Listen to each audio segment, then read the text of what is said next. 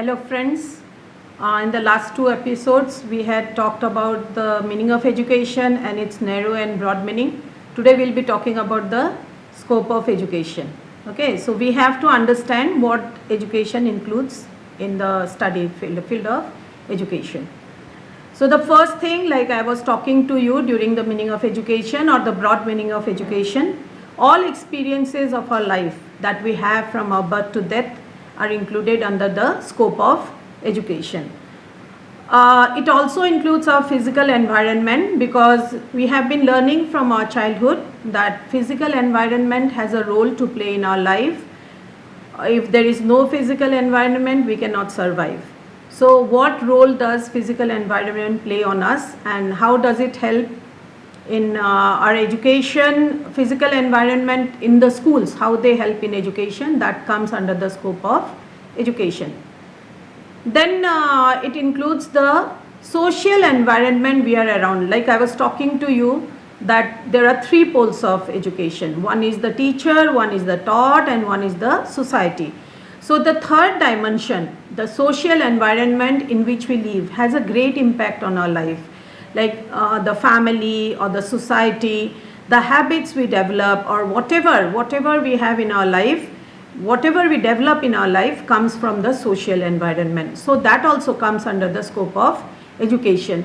Because I have already told you that education does not mean only what we learn in the schools and colleges. It means everything we learn from our life, in our life, from birth to death. Another thing that is included under the scope of education is religion. Now you may be wondering, why religion? Religion, though we may not accept, directly or indirectly plays a great role in our life. We are bounded, or it tries to control our life. It tries to define our roles in the society. There are certain norms we have to follow. There are certain rules and regulations we have to follow because of religion. And because of religion, there are different type of education according to the religion a person practices. So that also comes under the scope of education. Education also includes maintaining a spiritual balance between the inner and outer life. I earlier told you that spirituality, when we talk about spirituality, we have a very narrow concept of spirituality, like it is something related only to praying or something like that. No, spirituality has got nothing to do with praying. Again I tell, if we are really spiritual, if you practice spirituality in the true sense, then we are also always at peace, inner peace, outer peace, right? So spirituality also tries to make us grow from inside and from outside. So that when we have true education, then we can maintain a balance between this inner growth and outer growth. Now when we are talking about inner growth, it is the growth of the human being. When we are talking the outer growth, it is the materialistic growth. So we have to have a balance between the two. When you are growing outer, you are growing materialistic, but with that you also have to grow from inside. So it tries to maintain a balance between the two. It also includes about the study of the educational institutions, about the purpose of educational institutions, when they were, about their origin, about their history, about their development, about their syllabus, about the methods of teaching. You know, like if we try to understand about the history of educational institutions, we will see that earlier we did not have any formal institution like we have school. There were, in India we had the gurukuls, but they were not structured like our school. There was only one teacher who is to teach all the subjects. That is really very strange when I think now. We have all specialized teachers, and specialized also, suppose it is the subject of education. So somebody will be specialized in adolescence, somebody will be specialized in different type of field of education. So here also we have different teachers for different fields of education. But earlier it was a single teacher teaching. In the same way, all over the world they had different institutions where children were taught.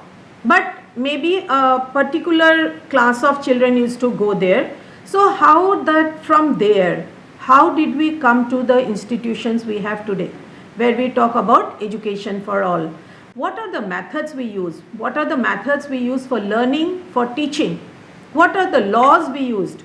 There are different laws of learning. How do we learn? We just don't learn on our own. There have been psychologists, there have been educationists who have told us that while learning we follow different theories, we follow different laws. For example, if I can say, we learn by trial and error. When we learn at first, we make mistakes and we then keep on reducing the mistakes and become perfect in it. There has been a saying, practice makes everybody perfect. So all these different type of things, all these different type of concepts we try to understand in education. Education also tries to understand the mental abilities of children. Here we are not talking about the physical abilities, the mental abilities, imagination, attention, interest, how the child learns, what is his or her capacity of learning, what are the potentialities the child has, what type of imagination the child has, every type of mental ability the child, intellect also, how the intellect of the child works, how the memory process works. All these type of mental abilities are covered under the scope of education. This we will learn as we keep on going further deep into the subject. Education, as I told you earlier, it is life itself. It is not something preparing us for the future. It is complete life itself. So when we talk of life, there are different type of things coming in our life. First is our social conditions. In what conditions are we growing? Family, our society, different type of people, our friends, our teachers, our relatives, they all have an impact on our life. They all try to help us develop in some way or the other. The development may be negative, the impact may be negative or positive. There we have laws and customs in the society. We have beliefs in the society. We are sentimental towards some things. We have emotions of our own. So all these are under the scope of education. It also includes the manners we learn, the values we learn, the morals we have, the skills we have, the attitudes we have, the taste we develop. And in all this, when you develop a value, when you develop manners, when you develop taste, when you develop skill, all these, they come from the social conditions in we live. The values, the manners, then the taste, the emotions, the sentiment towards people, sentiments towards certain things, they all are, like we are very sentimental towards our religion. We are very sentimental towards our family. We are very sentimental towards a thing we love or a hobby we have developed. When people talk bad about it, we don't like it. So these sentiments, these values we have in our life, the manners we develop, all come from social conditioning. So this social condition, like even like the attitude of yours towards something, how you think, what you believe in. There are people who think differently about men and women. Now things are changing.